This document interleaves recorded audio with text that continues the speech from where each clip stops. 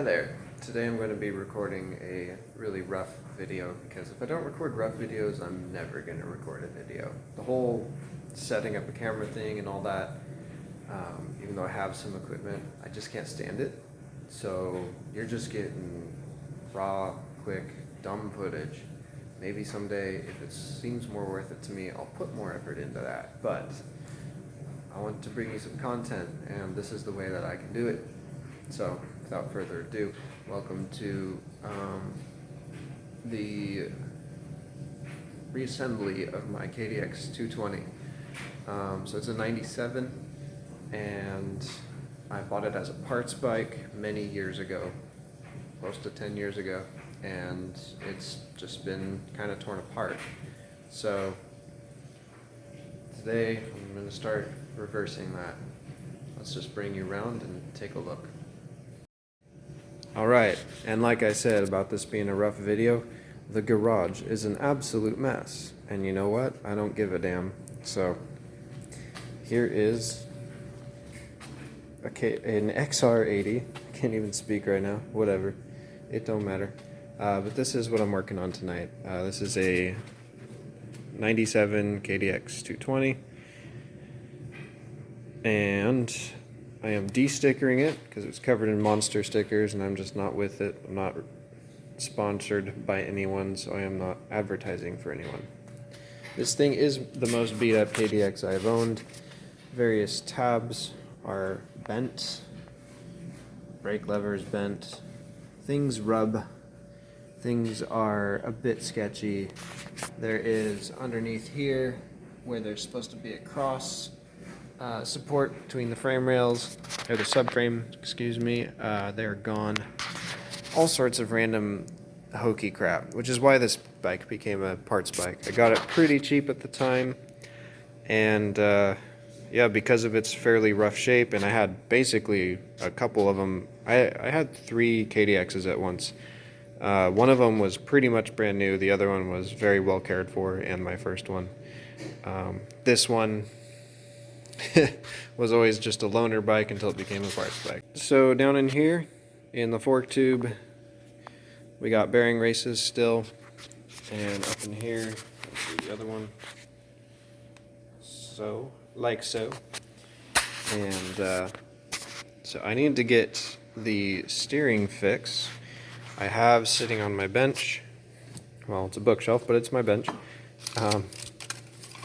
I have this, which is the triple clamp for the bike. So basically, this rides up in the bottom race, then another bearing goes here. So I thought I was out of luck, but I found another bearing. I don't remember if this one's the top one. No, this one's the top one. It's dirty, but mostly just because it's been sitting in a box. So I'll be cleaning that up because I am broke as hell right now, and I just want this thing to work and function. So I know it's not perfect, but these bearings and races were all matched up at one point. Reason why I have this all disassembled is because I did a KX 125 fork swap in the past to get upside down forks on one of my KDXs. And in the back here we have a missing rear tire. I do have the tires, they're around somewhere. That's the front one, I believe. And so what I'm really missing though is the exhaust muffler, which goes up in here. I'm missing a drive chain, and what else? There's a couple other things I can't think of at the moment. Oh, grips. So the whole handlebar setup is gone and torn apart because I just have a leftover stock one. This bike did have a Renthal on it in the past. So, like I said, this is just a mess. But I want to get it to the point where it can roll around on its own and start up. It's been sitting for ages, and I'd like to get some fuel running through it and hear them two-stroke wonderfulness. So, this video, I would love to work on it while showing you guys, but like I said, this is a low-budget, low-effort filming because I want to film something at all. Because I'll just end up getting fed up with it and do nothing. So, as far as making this video. So I'm just going to work on it, update you as I go, and hopefully we'll get this thing running and riding soon. Wanted to show you all this bearing. So up in here, let's see, where's my finger? Here it is. Along this edge, the back edge, it's all pitted here. Now I thought it was just grime, because there was some built up grime here, but it should be a smoother finish. But along the whole surface you can see some pitting, and unfortunately that means I really should be replacing this. I mean, I can feel the pitting as I move along there. So when you do see that, especially like this is where a lot of load goes, a lot of pressure, so that's why that's chewed up the worst. So generally you want to pull these out and put in a new race and a new bearing that match, but because I'm broke and I just want this thing on its wheels, I gotta do with what I have. So it's going in there. But tip, if you pull your forks apart and you see that, or sorry, your triple clamps, these aren't your forks, this is what holds the forks, you really should be replacing it. But it's not detrimental, it's not horrible as is, but I personally wouldn't normally be going with that usually. But this thing is such a beater anyway, it's okay. Alright, so this was my dilemma. Try not to be confused by those. Those are completely unrelated to this project. Like I said, messy. So this right here is the bottom bearing, identical to what's on here. But these are actually two tops. So this is a skinnier top, this is a wider top. This one I'm pretty sure is for the KDX. This one is from the KX125. If you see there, there's a slight difference in the bearing size. So if I put this one over it, you can tell that this one is indeed a larger diameter.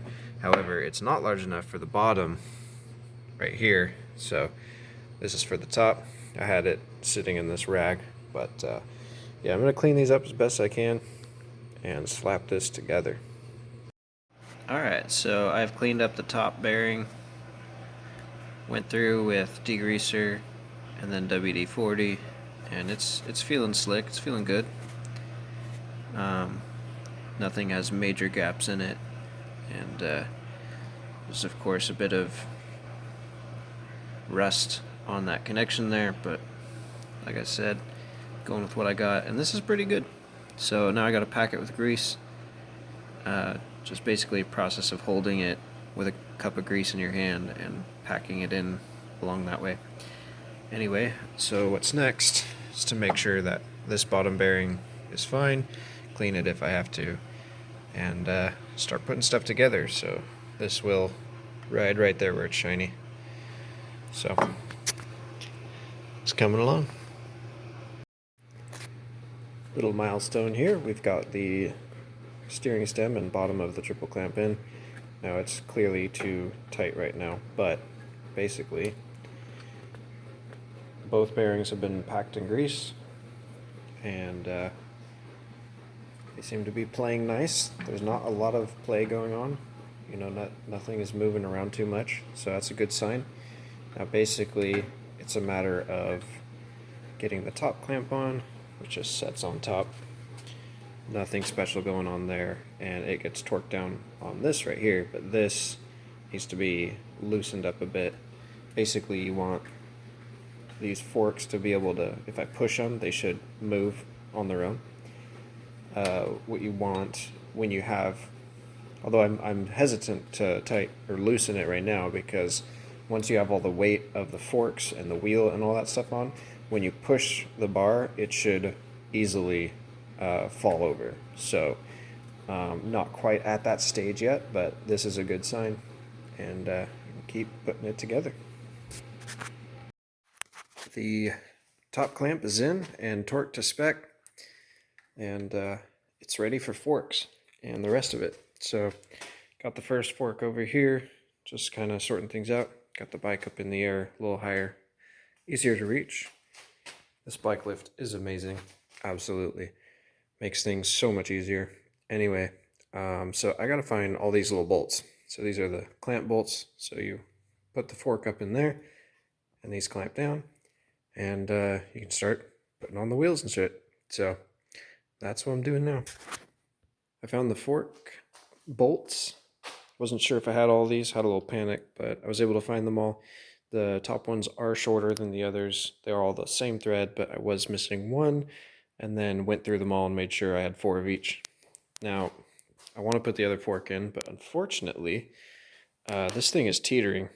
Like, I barely touch it, and it's just bouncing along. So I need to put the rear tire on. So I started degreasing that, just cleaning up the inside of the bore, and then cleaning off those the swing arm attachment points, and we'll have a bit of a ballast, then we can continue on the front. The rear tire is on, and it spins nicely. Look at that. I mean, it isn't tightened down, but this thing is free spinning. Smooth as beans. All right, so that guy is ready to go. I just need a chain. I also discovered this is missing a front sprocket. So I had to order one online, and that is currently in the mail right now. So I did end up going ahead and ordering everything I need to get this thing actually running and driving. So sprocket's on the way, a chain is on the way, a silencer, an actual muffler is on the way. That was the big ticket item. Wasn't super prepared to pay for it, but I had some savings and decided to do that because I want to ride, and the two-wheel addiction is eating at me pretty hard, so I need to get something going. This little guy, it doesn't run right now. It needs some love as well. This was actually my first bike. I got exhaust, chain, sprocket going together. And I got new grips for the handlebars. I really wanted to go with a fatty bar. But holy crap, these little rubber grommets that go in here to hold the handlebar mounts, the clamps, it's a good $20 just for those, for the rubber ones. If you want metal ones, it's more like 30. Or polyurethane, that's like 40. So I decided I'm just gonna go with Renthals for the $20 when it does come time to do that. Sorry if my speech is a little weird. I'm kind of cold right now. I just came down into the garage and it's cold. Let's see. I do have another upper triple clamp in here, right here. So these rubbers, as you can see, they're pretty worn out. They're kind of cracked up and all that. So I'm going to use these on this mount with the stock handlebar for now, for at least a couple months. But pretty soon I will be buying a new setup with some tall mounts for a 1 1/8 inch bar, which is also known as a fatty bar. That setup will cost me about $100 to do, but completely worth it. I stand when I ride, like all the time. So I need something with a little bit higher reach. I'm also 5'10", so I'm a little on the taller side. So I do need a bit of height. But again, mostly just because I stand like 80% of the time when I ride a dirt bike. So right now, this fork needs to go in. There's this sticker here that it's the green sticker. It's left a bunch of residue, and I'm just trying to clean that off right now. It's sort of preventing it from sliding up in here. I could take a wedge and separate this out as I go up in there, but I want to clean this off anyway. So that's my project right now, and I'll show you after the fork's in. Both forks are now in. And it is time to mount the wheel. So I need to inspect the bearings, make sure that they are okay to go, and then clean up the front cap. I had it sitting over here. Here it is. So this guy, is for the odometer, but this bike does not have an odometer, so I'll probably just be plugging this hole. Um, the trip meter, it's more of a trip meter. It's not a true odometer because it only is double digit. But it's really useful because two strokes are thirsty and they get maybe 25 miles per gallon. So having this is useful, especially on long distance rides, because then I can know when I need to fuel up. But of course, you can always just look in the tank. But while you're riding, it's good to know, can I attack that hill or should I wait, refuel, that sort of thing. All right, so this clearly needs cleaning. And yeah, gonna put the front wheel on now. So crazy to see forks on this bike now. Small problem. This is what happens when you let a bike sit for 8 years. I am missing a bushing or washer. Actually, it's two things. It's a washer and a like a mushroom looking washer where it goes down and has a lip over it. I'm not describing that very well, but I know what I mean. Anyway, it goes on this side on the other end of this bearing and normally spaces the wheel that way, which then would put this in the appropriate place. So you can see there's gap there. This is actually snugged down, not tightened or anything, but I just brought it down to the bottom. And normally the flat part of it is going past this cap here. So right here is normally probably about a 1/4 inch that way. So I need to figure out where that is. And as you can see further back, the wheel's not even close to centered on there. And it's also a bit sideways, but it's because things aren't snugged down properly. The forks aren't completely straight right now. So I'm rummaging through parts, the KDX parts bin that I have here, which also has Mitsubishi Steryon parts in it for some reason as well, but that's life. Been looking through the various bags and cans that I have that I know for sure are for this bike. That is as well.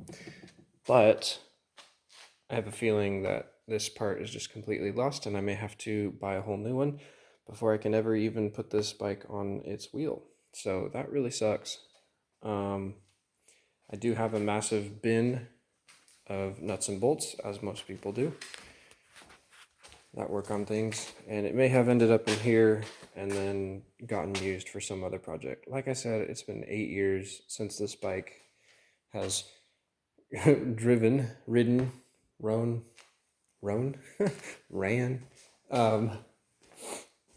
So I'm in a bit of a bind right now, and I may end up having to overpay for some stupid little washer, but that's life. And I had a feeling little things like this would stop me along the way. Kind of sucks, but that's how it goes.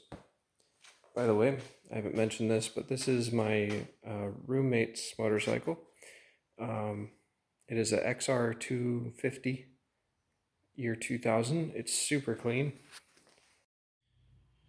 Bad news, I cannot find the washer and the spacer that I need for the front tire over there. So, guess we're gonna go with buying it off of Microfiche online, or Fiche, however you say that. But I don't want to just go with any random thing because I need it to be the proper spacing and all of that. So who knows how much it'll cost? Could be $5, could be 20. I don't know, but that's how it goes. But I do have the handlebar on. So I took the handlebar mounts out of this triple clamp. This one's in a bit more rough shape and was actually the original triple clamp for this bike. The one that's on the bike right now is from the 04 that I had. This is a 97 220. And got all this sorted out and squared out. Swapped out a couple of the rubber bushings because they were completely tore up. And I just set the bar where I wanted it, made sure it was even enough, and look at that. We have a working handlebar. Now, I had to drop the fork again to route the throttle back up through here. I have a sock covering it because this is now like goop. The grip has been reduced to just junk. So I have new grips on the way, and I'm tired of getting my hands all sticky. So I put a sock over it. Next up is to, of course, buy the wheel bearing or the wheel spacer so I can put that on again. But I need to mount the front brake and the clutch, and the stop button, the kill switch, is a bit goofy right now. So I found the cap to it, but I don't. It looks like it needs these two electrodes to contact, and I don't know how exactly that works because all I have are plastic bits. I'll show you. So I got this. I found this, all these separated, but I put the little red button part in here. And then I have this spring. Of course, you need that. But as far as, I don't think this is part of it, but it's just holding the spring right now. So it looks like metal needs to contact this. So maybe I just put a little washer in there or something. Or maybe when these press down, they work, or maybe they have no correlation to it at all. I'll find out. And when I start the bike and this doesn't function right, I'll just stall it and figure it out some other way. I might even just cut the wire and put on a whole new switch. I don't know. It's tore apart. This is what happens when you let a bike sit in pieces for 8 years. You miss tiny little things that prevent the operation of it. And that's just how it goes. So for now, I'm just going to continue to work on the handlebar. I'll look on the computer to see if I can find what I need for the front wheel. But we're getting there. We are definitely getting there. And within a couple weeks, the exhaust should show up. It looks like at the beginning of next week, the chain and the sprocket will be here, and the